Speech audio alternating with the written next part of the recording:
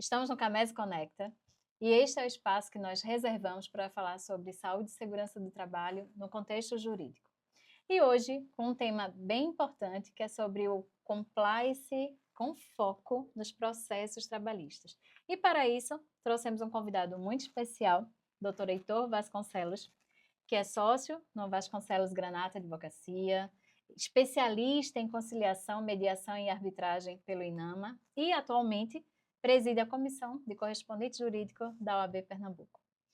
Doutor Heitor, muito obrigada por aceitar nosso convite e já inicie nos passando uma visão geral do compliance trabalhista e por que as empresas, independentemente aí do porte, vai precisar investir nessa gestão de risco.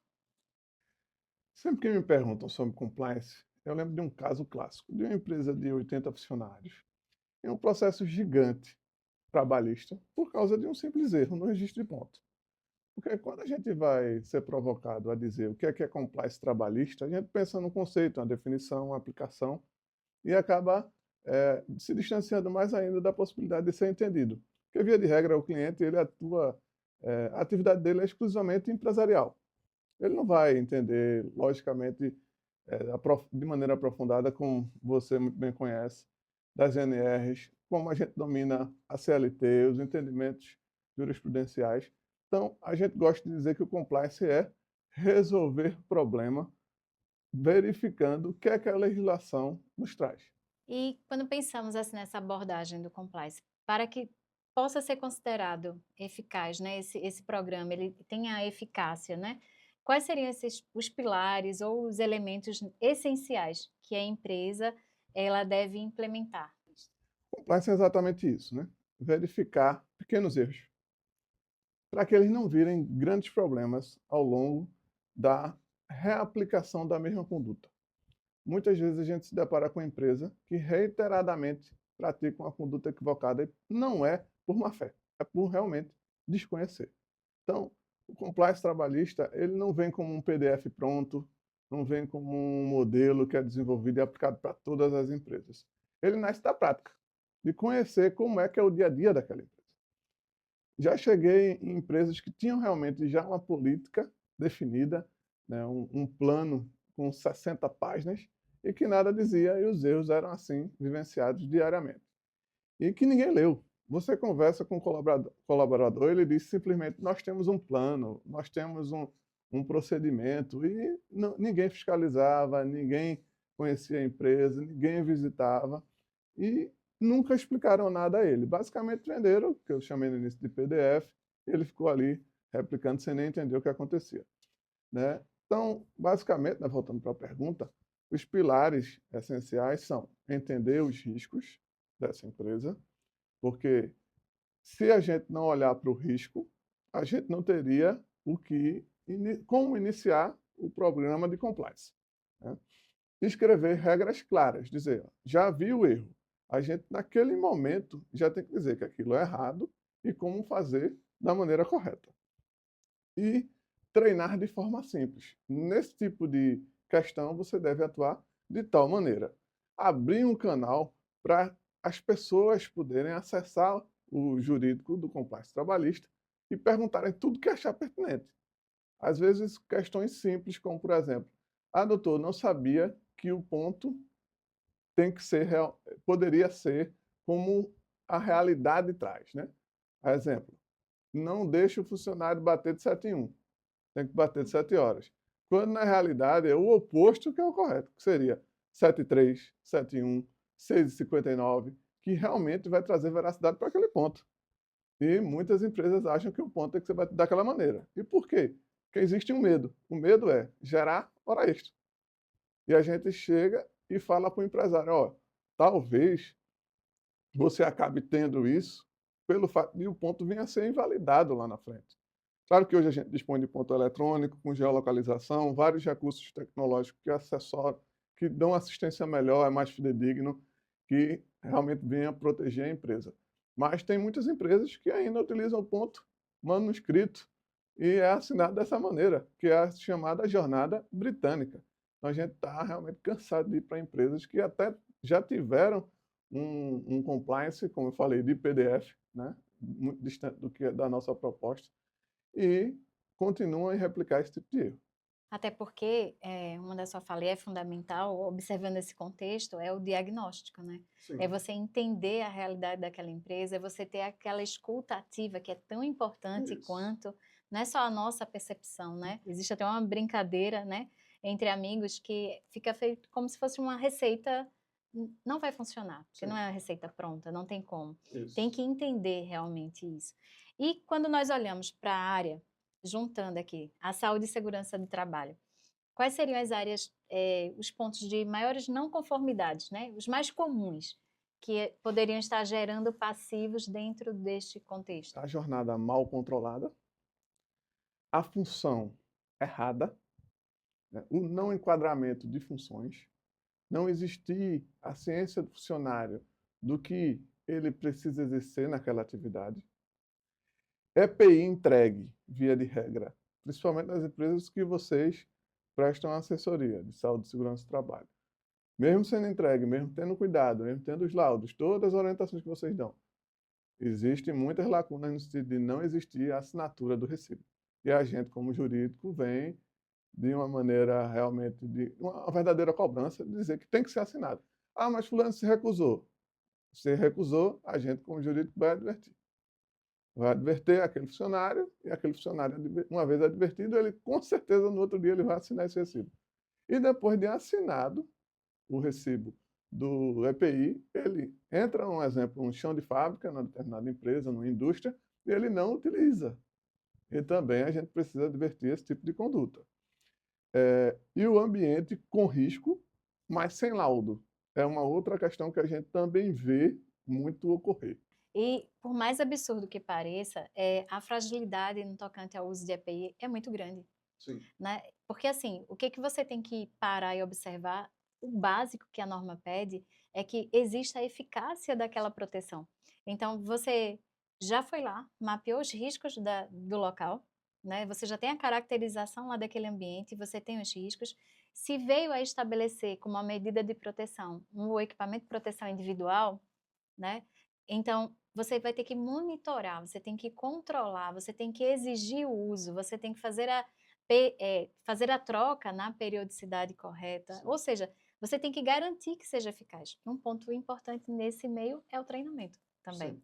Então, como é que nós provamos tudo isso, né? Comprovamos.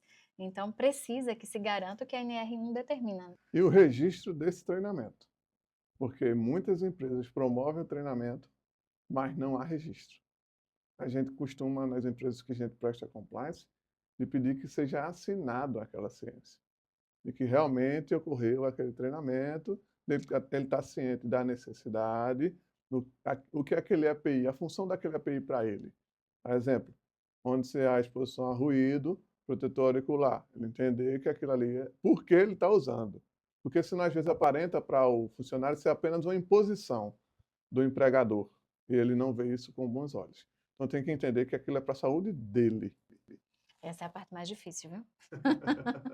Garanto que a parte mais difícil é fazer com que o funcionário ele tenha essa consciência de que o simples uso de um EPI é para a segurança dele.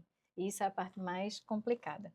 Bem, o compliance ele não vai ser só papelada, isso é fato, né? Sim. Então, ele é crucial.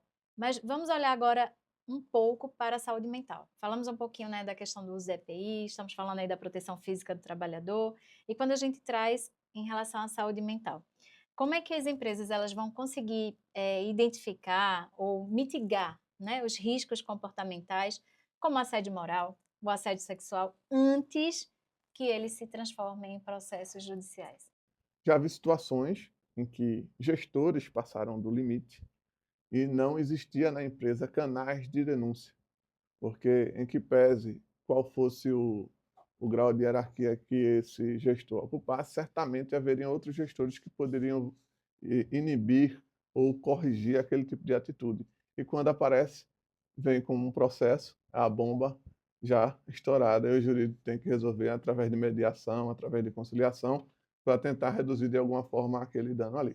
Então, sim, é importante que toda empresa tenha, no mínimo, um canal para denúncias anônimas, para que esses funcionários possam se sentir acolhidos. E anônimo de verdade. Não é aquele anônimo de chegar no RH e ter que contar para alguém, porque sabe que está ali de cara limpa e pode vir a ser até repreendido depois. Temos que entender que nós somos seres subjetivos, né? Sim. E aí existem os laços que eles acontecem no ambiente de trabalho. Então, se nós não tivermos realmente ferramentas como canal de denúncia, por exemplo, Sim. que já existem entendimentos, né, de alguns especialistas que orientam que esse canal de denúncia ele seja externo, Sim. né, para trazer ainda mais segurança para a empresa, porque como seres subjetivos a gente pode, através dos nossos elos, tentar meio que existe uma proteção interna. Sim. Isso não pode acontecer. E isso não vai trazer a segurança jurídica e a segurança, né? Sim. Né, ainda não no aspecto jurídico, a segurança que o trabalhador ele precisa.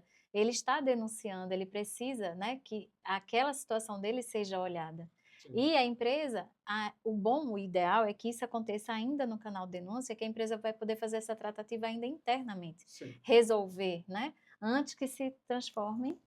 Quando a empresa investiga rápido, mostra que não tolera aquele tipo de abuso, certamente a cultura vai mudar. O próprio gestor, que nesse caso hipotético foi denunciado e ele vier a ser coibido por outros gestores, ele vai mudar imediatamente a prática. E nisso não existiu ainda um processo, quando entendido que foi acolhido, até declínio do interesse de ajuizar uma determinada demanda. E pensando em todo o cenário, como é que para facilitar, né, deixar de ser aquela receita pronta que não existe, como é que a gente poderia, como é que eu posso dizer, transformar essas regras jurídicas que são tão complexas, são tantas políticas, são tantos formulários, quando você pensa em entender a legislação no todo, é muito documento. Sim. Mas de uma forma e uma cultura que o funcionário comum, né, ou seja, que aquele funcionário ele venha entender realmente, que ele venha se sentir pertencente à cultura daquela empresa, não é uma cultura anti-assédio, enfim. Bem, treinamento, como a gente no início já mencionou essa palavra tão importante, esse momento tão importante, ele é aquele momento que parece que a burocracia é vencida, né? E é muito importante que isso ocorra para que a gente não precise esperar que uma demanda trabalhista seja proposta, que um acidente aconteça. Uma vez acompanhei um caso de um funcionário que teve um corte grave. A empresa tinha regra, tinha EPI, mas não tinha recibo e nem tinha registro do treinamento. E de nada aconteceu. Forneceu EPI, forneceu treinamento e não haver registro de que isso de fato foi realizado. Um dos maiores problemas é a falta de documentação interna da empresa. Sim. É de comprovar também, né, as suas ações. Às vezes até tem algo que funcione internamente, mas também esquece de documentar isso. Sim. Mas principalmente os treinamentos, eles fazem parte desse contexto. Não só na prevenção, por assim dizer, daquela demanda que está sendo solicitada lá no judiciário, você consegue colocar isso aí como prova, mas também internamente, para você acompanhar o desenvolvimento do trabalhador. Então, esses registros, eles são de fundamental importância. Mas, vamos lá, considerando a sua especialidade em conciliação e mediação, qual a importância dessas ferramentas como uma estratégia de gestão e mitigação de risco? Compliance trabalhista, a gente, mesmo enquanto jurídico, a gente entende que a mediação e a conciliação é muito importante nesse tipo de demanda. Não ter simplesmente a perspectiva, como alguns empregadores têm, de que aquele é um funcionário rebelde, de aquele é um funcionário que é mal educado. Às vezes, basicamente, o que ele pretende, o que ele quer é ser ouvido. Por isso que a escutativa é tão importante, né? A escutativa, o próprio canal de denúncia, e como já abordamos, dentro desse contexto do compliance, do diagnóstico, da avaliação, são diversos documentos, como já falamos, né? Assim como a implantação de várias ferramentas para que consiga auxiliar nessa gestão. Aí abordamos, né, sobre o canal de denúncia, mas o canal de denúncia ele tem que estar sendo também observado lá atrás o código de ética, né, Sim. o código de cultura da empresa, ou seja, são ferramentas que elas vão se complementar, né, junto com todas as ações e as práticas da empresa. Bem, como já abordamos essa parte do canal, para a empresa que está começando, qual o primeiro passo prático e acessível que ela deve dar para estabelecer uma cultura de conformidade? diagnóstico. Cremos nós que o primeiro passo, via de regra, a gente é acionado por algum problema que surgiu. O jurídico, né, como você já nos indicou para inúmeras empresas, ele sempre é acionado pelo primeiro litígio. Nunca a gente é contratado pela prevenção. A gente acaba implementando o compliance trabalhista e traz prevenção. Mas nosso primeiro contato sempre é para remediar uma doença que já existe. E a gente entra na empresa e a gente consegue vislumbrar ali inúmeros outros erros. E a gente segue em diagnósticos, fazendo reuniões, apontamentos, destacando aqueles equívocos ali. Eu sempre entro numa empresa perguntando: como vocês registram a jornada? Parece brincadeira, mas já fizemos compliance em empresas com mais de 40 funcionários que não tinham ponta eletrônica. Eu achava uma loucura como é que aquele ponto manual ali era manuseado, ele era controlado, ele era contabilizado, encaminhado para a contabilidade para poder registrar horas extras e etc. E a gente via que aquilo ali já era um problema crasso. A gente faz análise de risco das empresas no complexo trabalhista e a gente gosta de trabalhar com números, porque empresário melhor do que ninguém gosta de avaliar custo-benefício, né? Faturamento, lucro, e a gente sempre apontava, veja, hoje estamos num risco de, a exemplo, vigilantes, uma empresa com 8 vigilantes, com a jornada errada, não respeitava o 12 por 36, fazia a jornada que eles entendiam corretas, por exemplo, 12 por 12. E esse registro de ponto, ele só se via como prova contra a empresa. E aí a gente seguia nesse diagnóstico, mas já apontando a solução. A gente vai ter que mudar a jornada, a gente vai ter que corrigir. Depois, vocês entregam EPI? Sim, doutor, a gente entrega. Cadê os recibos? Recibo? A gente precisa de recibo de EPI? Aí a gente seguia. Como é que vocês treinam os funcionários? Como é que vocês explicam como eles vão desempenhar as atividades deles? Aí dizia, não, a gente só, o funcionário chega, a gente acolhe, sempre tem aquele funcionário que é mais antigo na empresa, e é ele que explica ali, dá instruções iniciais, e o outro funcionário vai tentando, experimentando, e aí é onde ocorre acidente de trabalho. Gera-se, na verdade, um risco muito grande para a empresa esse tipo de testagem. Como classificam as funções? Em empresas, como o nosso compliance ele é muito completo, muito atento, a gente verifica até CBOs. Já teve casos de empresas que trabalhavam com um exemplo, uma cerâmica e ter CBOs voltados para vidraçaria, voltados para atividades de escritório, contabilidade, administração, que realmente não tinha nada a ver. E aí, a partir daí, a gente monta um plano prático, a gente corrige o que é urgente logo. Esse caso que eu citei, por exemplo, dos vigilantes, se a gente não corrigir, a cada dia tinha geração de praticamente 12 horas extras. O compliance ele não nasce grande, ele se torna. A gente vai adotando cada vez mais práticas, procedimentos, as condutas adotadas diante da ocorrência de determinados fatos. Diz, o compliance é uma construção. Não tem como a gente chegar e o prédio ser montado da noite para o dia. Tem que fazer a fundação, elevar os pilares e etc. Bem, doutor Heitor, esta conversa foi fundamental, porque levarmos mais conhecimento, né, sobre o compliance, a parte trabalhista, né, este cuidado que devemos ter com a parte processual. Então, para encerrar, qual é a mensagem adicional que gostaria de deixar sobre o tema? Compliance nada mais é do que conformidade. Adotar uma prática com lisura, com respeito às normas vigentes, a ANR, a CLT, a jurisprudência, etc. Evitar que erros pequenos se tornem grandes problemas. É criar uma conduta sustentável. É fazer com que deixe a relação de trabalho cada vez mais segura, mais clara, mais realmente pensada para a pessoa, para o funcionário, que ele se sinta acolhido.